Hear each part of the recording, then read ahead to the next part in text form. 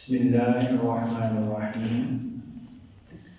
اسلامی تاریخ میں سے اصحاب کہف، قرآن کریم کی سورہ کہف میں اللہ تعالی نے اصحاب کہف کا واقعہ بیان کیا ہے۔ دقیانوس نام کا ایک مشرک بادشاہ تھا۔ اس نے روم والوں میں بت پرستی کو عام کرنے اور عیسائیت کو ختم کرنے کی کوشش کی۔ اس زمانے میں چند نوجوانوں نے بت پرستی کو چھوڑ کر ایمان قبول کر لیا تھا۔ ان کو بادشاہ کی طرف سے اپنے دین اور اپنی جان کا خطرہ لاحق ہوا۔ انہوں نے اللہ کے حکم سے غار میں پناہ لے لی۔ ان لوگوں کو اصحاب کہف کہا جاتا ہے۔ اللہ تعالیٰ نے لوگوں پر نیند طاری کر دی، وہ غار میں سوتے رہے۔ ان کے ساتھ ایک کتا بھی تھا جو غار کے منہ پر بیٹھ کر ان کی حفاظت کا فریضہ انجام دے رہا تھا۔ پھر اللہ نے 309 سال کے بعد اپنی قدرت سے انہیں جگایا۔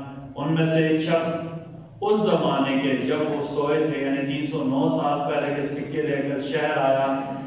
لوگوں کو نوجوانوں کا علم ہوا۔ اب حالات بدل چکے تھے، ظالم بادشاہ کی حکومت ختم ہو چکی تھی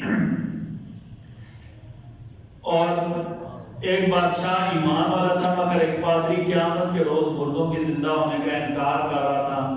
لوگ فتنہ میں پڑ رہے تھے۔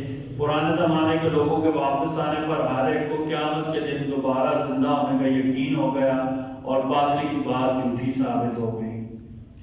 ایک بات کے بارے میں حلال روزی کا ذریعہ اختیار کرنا۔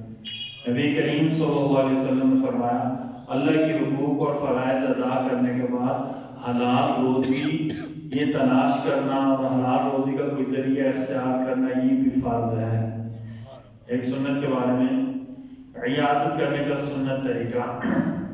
نبی کریم صلی اللہ علیہ وسلم نے فرمایا، مریض کی مکمل عیادت یہ ہے کہ اگر ممکن ہو، مریض کی طبیعت ٹھیک ہو یا مریض کو تکلیف کا خطرہ نہ ہو یا ایسی بیماری نہ ہو جس سے دوسرے آدمی کو بیماری لگ جائے، اس صورت میں مریض کی مکمل عیادت یہ ہے کہ اس کی پیشانی پر ہاتھ رکھے اور اس سے پوچھے آپ کی طبیعت کیسی ہے۔ یہ مریض کی عیادت کا طریقہ ہے۔